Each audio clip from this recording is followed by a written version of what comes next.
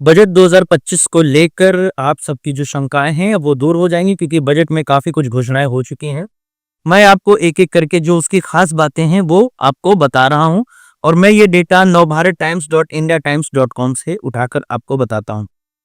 मोदी सरकार ने टैक्स पर उम्मीद से भी बड़ी राहत दे दी है। वित्त मंत्री ने कहा है कि 12 लाख रुपए तक की इनकम पूरी तरह से टैक्स फ्री होगी। इसके साथ ही सरकार नया टैक्स कानून भी ला रही है। वित्त मंत्री निर्मला सीतारमण ने इसकी घोषणा करते हुए कहा कि नया टैक्स कानून के लिए अगले सप्ताह संसद में विधेयक के रूप में पेश किया जाएगा।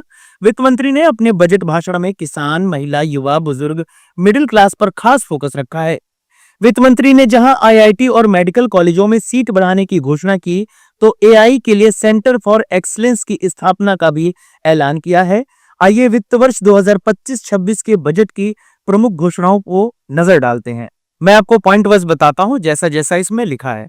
एक तो 12 लाख रुपए तक के इनकम पर कोई टैक्स नहीं लगेगा। बिहार में मखाना बोर्ड का गठन होगा। किसान क्रेडिट कार्ड की लोन की सीमा 3 लाख रुपए से बढ़कर 5 लाख रुपए कर दी गई है। बिहार में national institute of food technology, entrepreneurship and management की स्थापना की जाएगी। इससे पूरे पूर्वी क्षेत्र में खाद्य प्रसंस्करण की गतिविधियों को बढ़ावा मिलेगा। वर्ष 2015 के बाद स्थापित आईआईटीज में इंफ्रास्ट्रक्चर बढ़ाने का ऐलान किया गया है। इससे 6500 सीटें बढ़ जाएंगी। आईआईटी पटना का विस्तार किया जाएगा।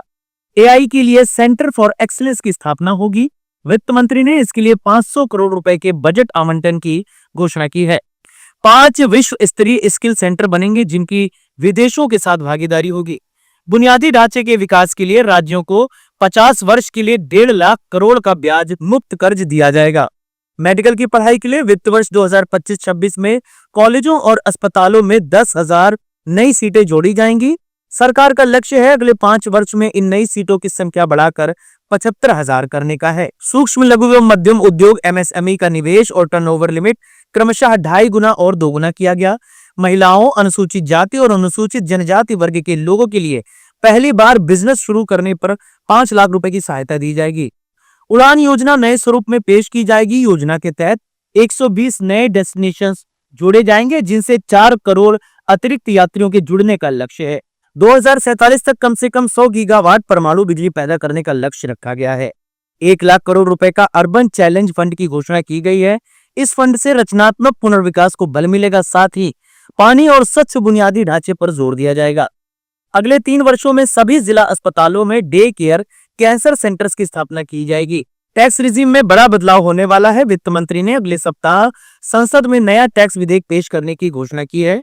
जन विश्वास 2.0 के तहत 100 कानूनों को मोदी सरकार खत्म भी करेगी। इसी के साथ ही 36 जीवन रक्षक दवाओं पर कस्टम ड्यूटी पूरी तरह से हटाया गया है। और भी जो बजट को लेकर अपडेट आएगी वो हम आपको बताते रहेंगे।